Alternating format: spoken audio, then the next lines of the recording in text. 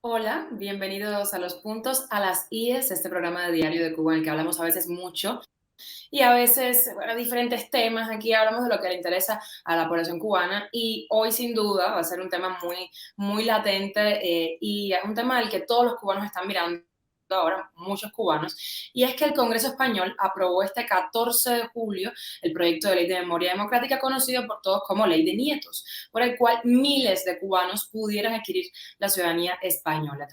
Entonces, para hablar de este tema, me acompaña mi compañero Michel Suárez, mi compañero de Los Puntos a las IES. Qué placer tenerte por acá, como siempre.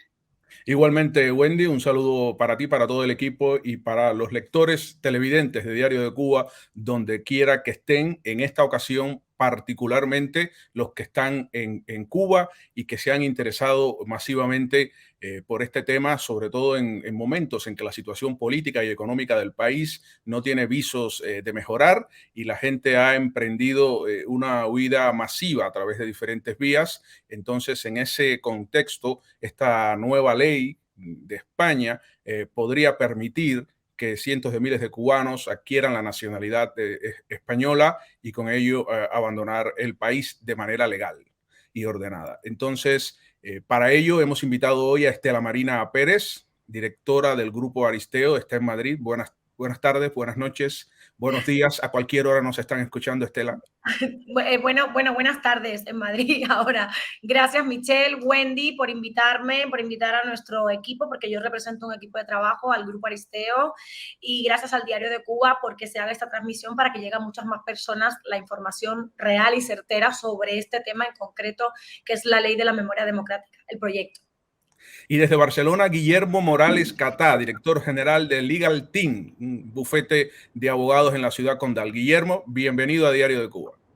Gracias. Buenas tardes a los cubanos de aquí y de allí. Gracias por la invitación.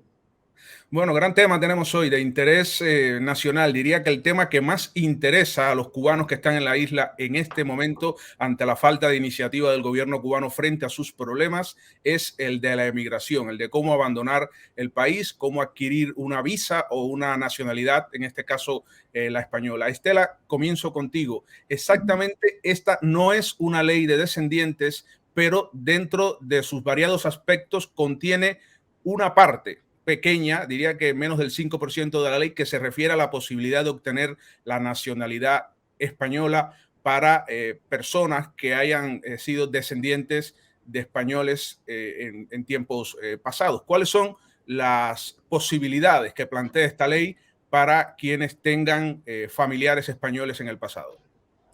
Bueno, lo primero es que esto no es una ley de descendientes, ¿vale? Como has dicho tú, evidentemente, pero dentro del desarrollo del proyecto del texto de esta ley hay una disposición que es la disposición adicional octava, donde se desarrollan varios supuestos que el gobierno ha preparado para que puedan adquirir la nacionalidad española por opción, pero en este caso de origen, ¿no? Como se hizo con la Ley 52, la Ley de la Memoria Histórica, en el año 2007. En este colectivo que es muy grande y que evidentemente lo que realmente se necesitaría es una reforma del Código Civil, porque trabajamos con un Código Civil del año de la Tana, como se dice.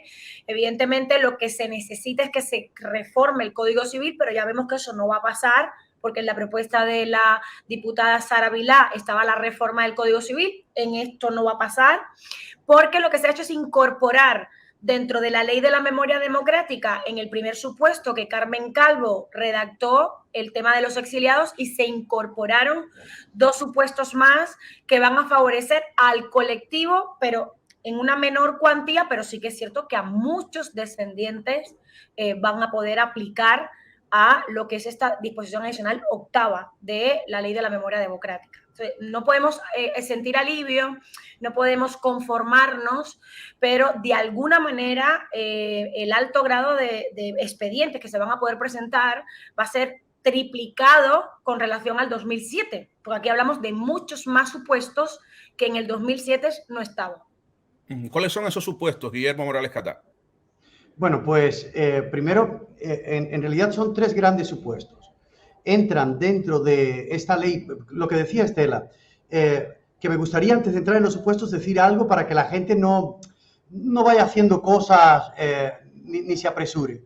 El Congreso español aprobó, efectivamente dio luz verde, no con una gran mayoría, la semana pasada, esta ley de memoria democrática. Es una ley bastante extensa que reconoce intentar no olvidar la memoria española, ¿de acuerdo? Y en un trocito de esta norma, de esta ley de memoria democrática, en la disposición adicional 18ª, es donde se habla de la nacionalidad española, para quienes, para los que voy a decir ahora. Pero esta ley, el hecho de que haya sido aprobada por el Congreso español la pasada semana, no está en vigor.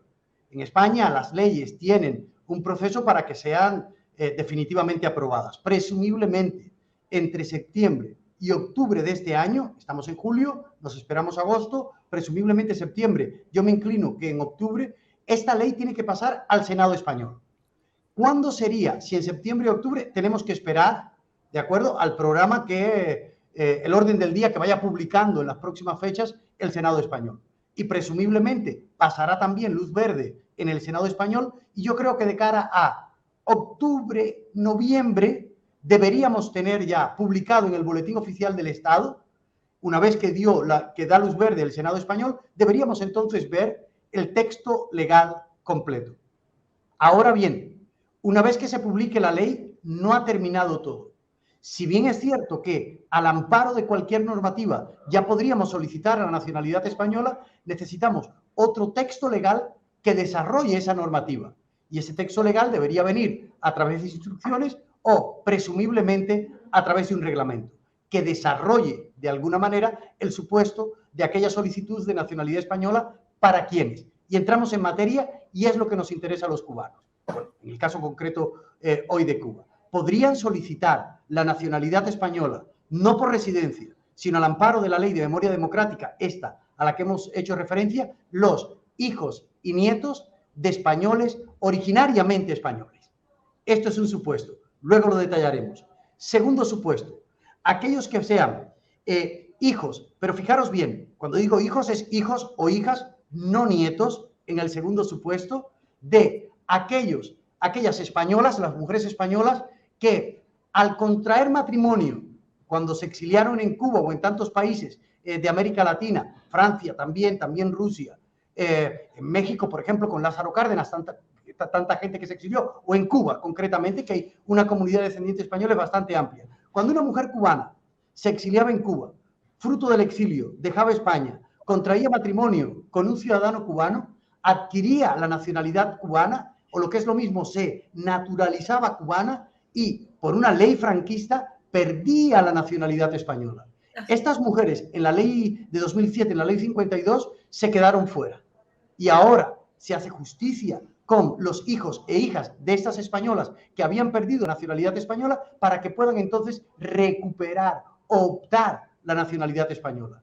Tengamos en cuenta que la nacionalidad española se puede obtener por jus sanguinis, dos latinazgos muy rápidos, jus sanguinis o jus solis. Los hijos de españoles, jus sanguinis, nazcan donde nazcan, son españoles. Sin embargo, estos hijos o hijas de estas mujeres españolas que tenían sangre española, se les vulneraba el derecho del jus sanguinis español y no podían, se quedaron fuera en la Ley de Memoria Histórica de 2007, en la Ley 52. Ahora, y de estos hay muchísimos cubanos, ahora sí podrán naturalizarse españoles por ser hijos de aquellas españolas que perdieron en su momento la nacionalidad española. Y un tercer supuesto, y es donde yo creo que va a entrar mucha gente. En la Ley 52, seguramente recordaréis que muchos se quedaron fuera porque la Ley 52 no decía menores de edad. No nos permitía que los mayores de edad pudieran acogerse a esta ley de memoria histórica. Sin embargo, todos esos hijos o hijas, no nietos, que se quedaron fuera en la Ley 52, que sus padres, al amparo de la Ley 52, se naturalizaron españoles y que en aquel entonces no eran menores de edad, esta disposición adicional, disposición adicional octava de esta ley de memoria histórica no nos habla de edad. Es decir, me temo que en este tercer supuesto es donde muchísimos cubanos, se calcula que México, España, Argentina, México, Cuba, Argentina serán los países donde hay mayores comunidades de descendientes españoles que podrían solicitar la nacionalidad española precisamente por este tercer supuesto, porque se quedaron cojos, se quedaron sin la posibilidad de solicitarla. Es importante que la gente lo sepa. Yo el otro día estuve haciendo un directo sobre este tema, porque tengamos en cuenta que mucha gente se quedó fuera no solo porque era mayor de edad, sino porque teniendo la posibilidad de solicitar la nacionalidad española con la ley anterior, desconocían la información. En aquel entonces es verdad que no había redes sociales, no había medios de comunicación como el vuestro, y que sirva este espacio, las redes sociales, el Diario de Cuba, todo lo que tenemos ahora, para que esta información pueda llegar. Yo he puesto el ejemplo de Jatibonico. La gente de Jatibonico, la gente de Matanzas, la gente de Guayas, la gente de Remangalatuerca. Que llegue esta información, porque hay muchos descendientes de cubanos, de españoles, que pueden ahora sí finalmente beneficiarse. Y ojo, tener en cuenta, importantísimo, cuando entre en vigor, solo será posible, nos limitan en tiempo, 2 años, si acaso prorrogable por un año más. Perdonad si me he extendido, lo siento. No, no te preocupes, vamos ahí a todos esos territorios que mencionaste, Remangalatuerca especialmente, en donde todos van a estar muy, muy pendientes de esto. Hablabas de ese ajuste en el Congreso, ¿no? Que se aprobó este proyecto de forma muy ajustada. Fueron 173 votos a favor, 159 en contra y 14 abstenciones. La cosa está ahí muy, muy estrecha. Yo sí quiero hablar de esa información que a muchos les faltan, y es qué hacer para poder acceder a esta opción de obtener la ciudadanía por este proyecto de ley que posiblemente se convierta en ley. ¿Qué tienen que hacer los cubanos que están en Cuba y fuera de Cuba para obtener la ciudadanía en caso de que apliquen a este proyecto, Estela? Mira, solo puntualizar algo de lo que ha dicho mi compañero Guillermo, que es que ese tercer supuesto, ya lo habíamos hablado anterior tras cámara, va a ser bastante impresionante. ¿Por qué? Porque como dice Guillermo, es muchísimo las personas que entran aquí, pero no solamente los hijos mayores de los que se nacionalizaron por la ley 52. El supuesto también habla de los hijos mayores de los que se nacionalicen por esta ley. Es decir, que tenemos además estos hijos mayores, ¿vale? O sea, claro, el supuesto es muy amplio en este sentido, y está bastante claro, ¿no?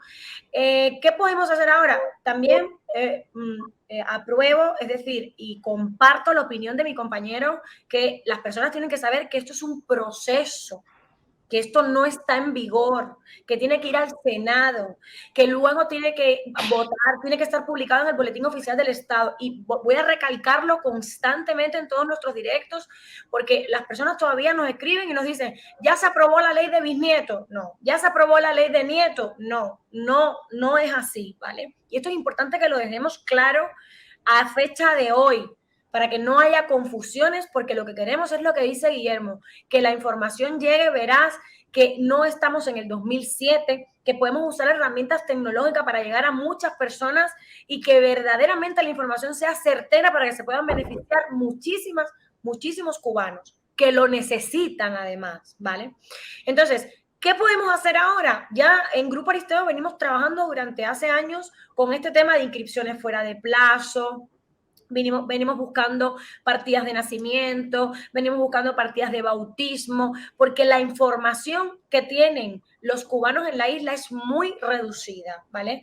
Guillermo puntualizó algo del primer punto, del primer supuesto, que habla de originariamente españoles y que sean exiliados. Habla de los exiliados. Quiero destacar que hay una diferencia entre un exiliado y un emigrado. En España se habla de exilio del 1936 al 1975, incluida lo que era la dictadura de Franco, ¿vale? Entonces, esto es importante porque una de las preguntas fundamentales es, pero mi abuelo emigró en el 1920. No, pues entonces su abuelo no es exiliado. Habría que ver el supuesto, ¿no? O sea, ¿qué podemos hacer? Tenemos que prepararnos, buscar las partidas de nacimiento. Hay personas que ni tan siquiera, mi abuelo es español, pero no saben ni dónde era. Orense tiene muchas provincias, es decir, muchos pueblos. ¿vale? En España se quemaron muchísimas iglesias cuando la guerra civil, no aparecen los documentos, hay que reconstruirlos. Y sin esa prueba fidelina no se puede presentar un expediente. Nosotros tenemos expedientes de fuera de plazo archivados en el registro civil central porque nos ha dicho el instructor, tráigame la partida de bautismo, tráigame la partida de nacimiento. No, es que se quemó la iglesia. Bueno, lo siento mucho, pero no se la puedo inscribir. Entonces, ¿qué tenemos que hacer? Prepararnos, porque lo que sí está claro es que los documentos básicos para este trámite van a ser la cadena afiliatoria, las partidas de nacimiento del interesado, la partida de nacimiento de su padre o madre, la partida de nacimiento de su abuelo o abuela, el matrimonio de la abuela, si tiene el matrimonio, la defunción, si murió la señora. Son documentos básicos, documentos que es muy importante que la gente los vaya buscando porque no saben a veces ni dónde están. Que lo tiene una tía, que lo tiene una prima, que tiene una copia. O sea, yo creo que esa es la base fundamental de lo que podemos hacer ahora. Y ya después, como bien ha dicho Guillermo, cuando esto se publique en el Boletín Oficial del Estado, lleva un reglamento, lleva una instrucción que tenemos que esperar a que se desarrolle. Porque no podemos ir como locos a presentar al Ministerio de Justicia o a saber dónde esos expedientes. O sea, esto tiene un orden que desgraciadamente es lento, pero tenemos que esperar. Y yo creo que el primer paso es organizar a través de plataformas tecnológicas nuestros canales YouTube, los canales informativos, que las personas tengan la información. Porque lo que pasó en el 2007 es que no había información. Ahora las tenemos. Entonces vamos a aprovechar esta parte. Es importante, perdonad que tome la palabra sin que me la habéis dado, pero daba por hecho que Esther estaba terminando. Importante definir el término del exilio, del exilio español. Perdonad que haga un paréntesis histórico, pero es importante para poder definirlo. Cuando hablamos de exiliados, el 18 de julio de 1936 es cuando cuando comienza la guerra en España, del 18 de julio del 36 hasta el 39. Después viene la dictadura, efectivamente, hasta el 75.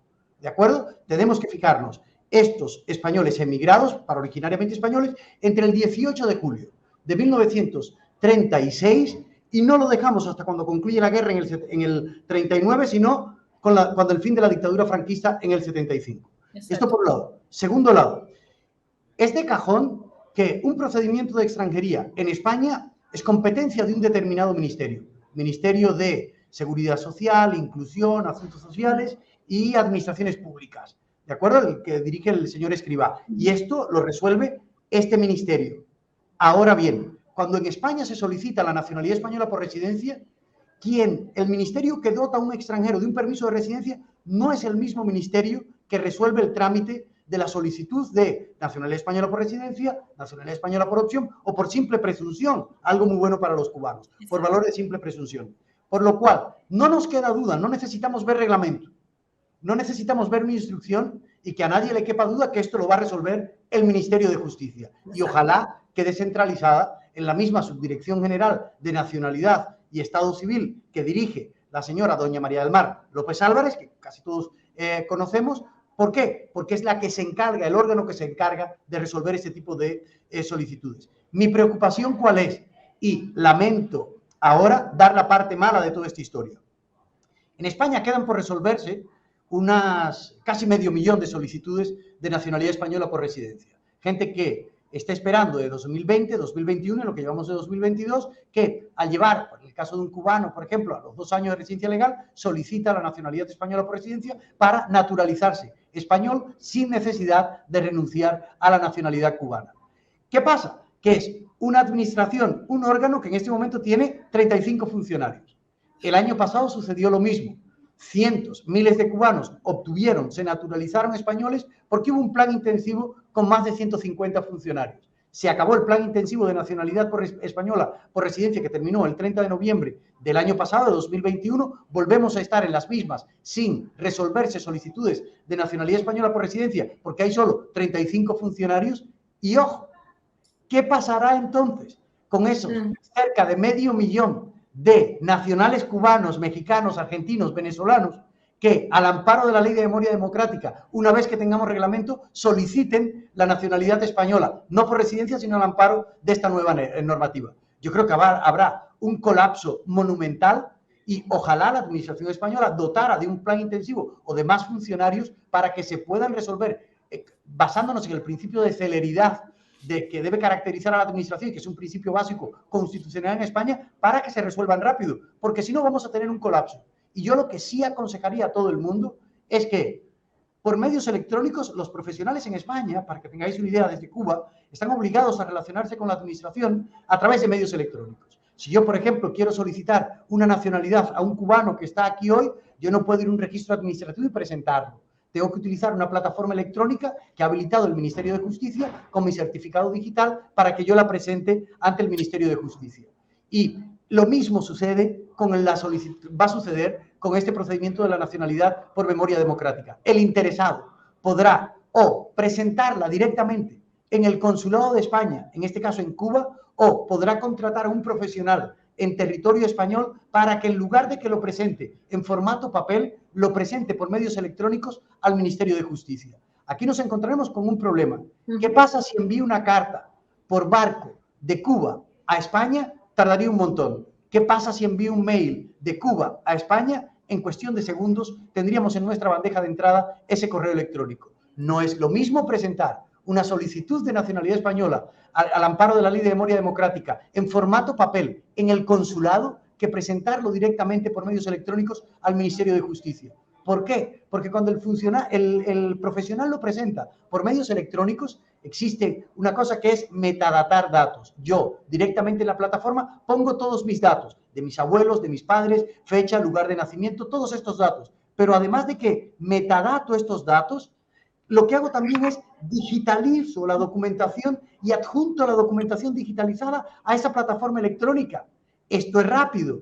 ¿Qué es lo lento? Llevarlo en formato papel al consulado, a ver cómo será allí en La Habana, entregar esos documentos en formato papel, funcionarios que van a tener montañas de expedientes y después, para cuando tengan tiempo, aquello que yo podía hacer en un mismo día, porque tenía un único expediente, es cómo se la arreglarán los funcionarios de la misión consular española en La Habana, por ejemplo, para metadatar, introducir todos esos datos, escanear la documentación, digitalizarla y ponerla en una plataforma. Si me permitís un consejo, van a existir esas dos posibilidades a través de un registro auxiliar administrativo, que puede ser el propio consulado de España, del Reino de España, en La Habana, o por medios electrónicos directamente a la plataforma de justicia.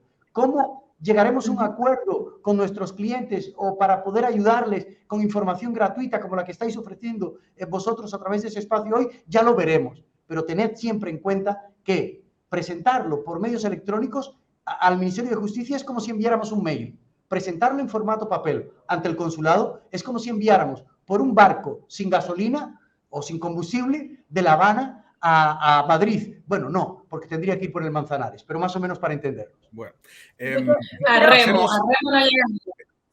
brevemente. Solo quiero puntualizar algo de lo que ha dicho Guillermo, que es importante también tenerlo en cuenta. Todavía quedan expedientes por resolver de la ley de la memoria histórica en Cuba. Cuba no ha abierto el consulado de Camagüey porque el gobierno cubano no quiere abrir el consulado de Camagüey, de España en Camagüey. Tenemos un problema crítico allí.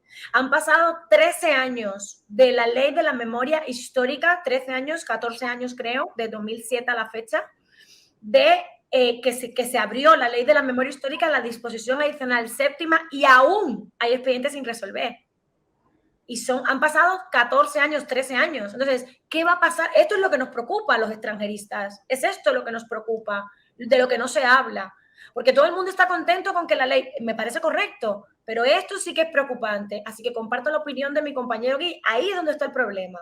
Michelle, hay otro posible aspecto problemático. Perdóname, Guillermo, en nombre del tiempo tengo que interrumpirte. Hay otro problema en cierres aquí, y es la amenaza del Partido Popular, el principal de la oposición, y de Vox, de derogar esta ley si llega al poder en el año 2023. Las elecciones generales en España serían en el otoño, finales del otoño de 2023. ¿Qué va a pasar en este escenario? ¿Se derogaría toda la ley de memoria democrática? ¿Se salvaría la parte referida a la nacionalidad? Porque en la primera versión de esta ley, hace ya algunos años, Estela, incluso el PP estaba de acuerdo con esta parte, con esta disposición.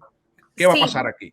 En la primera parte sí, estaba de acuerdo hasta que empezó a sacar números. cuando empezaron a ver los números y empezaron a definir en la primera propuesta que se hizo de Sara Vilá de ley de descendientes, sí que podía estar de acuerdo hasta que empezaron a ver los números. Cuando empezaron a ver los números y vieron el gasto, como bien dice mi compañero Guillermo, el gasto que esto iba a suponer de crear puestos de trabajo, presupuestos, inversiones, porque según el informe del secretario de Estado de Relaciones y las Cortes y Asuntos Constitucionales, el 26 de febrero del 2021, se hablaba de que en Cuba, en La Habana, habían 192.081 expedientes presentados por la ley de la memoria histórica, que todavía, reitero, siguen algunos, 30.000, 20.000 sin resolver, ¿vale?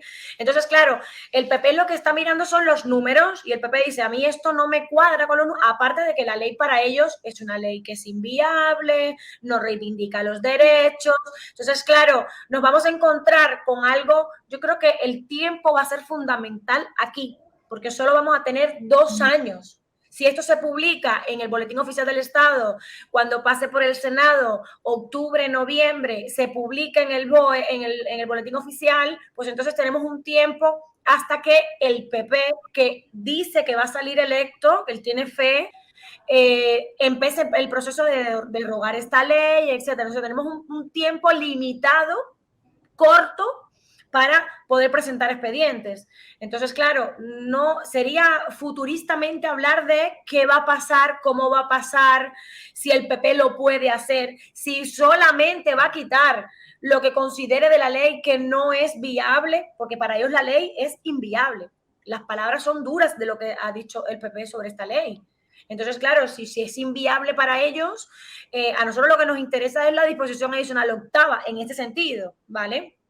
Independientemente de que la ley también tiene otras cosas importantes, la recuperación de bienes, otras cosas, pero a nosotros nos interesa esto. Entonces, no podemos futuristamente hablar de lo que va a pasar porque no lo sabemos. Tenemos que jugarnos los tiempos, a ver qué verdaderamente, con qué tiempo jugamos, porque otra cosa no podemos hacer. Guillermo, ya casi cerramos contigo. No, muy breve. La Caperucita siempre es la buena de la película porque nunca hemos escuchado la versión del lobo. En eso coincidiremos todos. A ver, no nos engañemos. Esta ley es un pegoste. Ni los buenos son tan buenos, ni la izquierda es tan buena, ni los malos de la derecha son tan malos.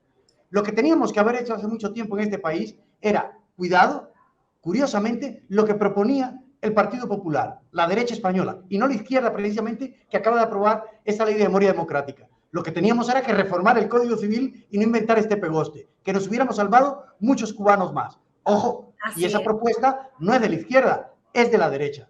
La derecha no votó esta ley, pero no porque esté en contra del tema de la naturalización de cubanos o de personas que se puedan ajustar a solicitar la nacionalidad española al amparo de la ley de memoria democrática. Es que si veis esa ley de memoria democrática, de lo menos que se habla, allí disposición adicional octava, es el tema de la nacionalidad. Así es. Imaginemos que esto es una ley de este tamaño, que de nacionalidad solo habla de este trocito y todo el resto es por lo que vota en contra la de derecha, porque la manipulación de la izquierda a veces huele demasiado. Yo personalmente no me preocuparía, no correría, y a los cubanos que estén allí en Cuba, los de allí, los de aquí, donde quiera que estéis, no os desaniméis, que yo creo que vamos a tener ley de memoria democrática y vamos a poder salir de una manera o de otra, gracias a Dios, poder salir de allí, de aquella isla maldita donde tantos me condenaron a irme y donde yo hoy condeno a quedaros. Guillermo, una cifra concreta, yo sé que esto es complicado, pero a la luz de las estructuras administrativas que se tienen hoy, tanto en Cuba como en España, ¿de cuántos cubanos estamos hablando que pudieran realmente acceder a obtener la ciudadanía española? Mira, es que aquí, interesante cuestión, y perdona que lo diga porque se puede salvar mucha más gente. Yo, mi opinión personal es que podrían haber unos 200.000 en Cuba, pero prestad atención, si yo me convierto, opto a la nacionalidad de mi abuelo, bueno, de mis descendientes españoles, y soy entonces originariamente español por el jus sanguinis, porque tengo la nacionalidad de un español, la sangre española, de mis descendientes, ojo, de mis ascendientes, perdón, ojo, hay una normativa en España que está contemplado en el artículo 124.3 del reglamento de la Ley de Extranjería, Real Decreto 557/2011, de la Ley Orgánica 4 del 2000, que por cierto, ahora en agosto cambian el reglamento de extranjería también, pero que este supuesto no desaparece. Si yo obtengo la nacionalidad española por la Ley de Memoria Histórica, me convierto en español, originariamente español. Mi hijo, pues si se encuentra en España, puede obtener, bajo el supuesto de arraigo familiar, que os acabo de mencionar, un permiso de residencia de 1 año con derecho a residir y a trabajar, cuenta ajena y cuenta propia. Al año modificar ese permiso de residencia a un permiso de residencia de 2 años. Y cuando tengo 2 años de residencia legal, ya yo no podría solicitar la nacionalidad española. Es verdad, por la Ley de Memoria Histórica, pero como cubano, miembro de la Comunidad Iberoamericana, en virtud del artículo 22 del Código Civil Español, puedo solicitar la nacionalidad española por residencia. Es decir, que la Ley de Memoria Democrática, lo importante no es cuántos cubanos van a obtener la nacionalidad española, sino cuántos cientos de miles de cubanos van a poder o bien obtener la nacionalidad española por la Ley de Memoria Democrática, o bien obtener un permiso de residencia con derecho a residir y trabajar en España, o bien naturalizarse después españoles a través del procedimiento del Código Civil, el artículo 22 de nacionalidad española por residencia. Es decir, se avecinan tiempos muy buenos para los cubanos, sin ser extremadamente animados, vamos. No, y no solamente eso, también se benefician todos los familiares. Una vez que adquieres la nacionalidad española, de la forma que la hayas adquirido, tus hijos menores optan a la nacionalidad española porque son menores, tus hijos mayores también van a poder hacerlo por la Ley de la Memoria Democrática, y encima tus cónyuges van a tener tarjeta de familiar comunitario.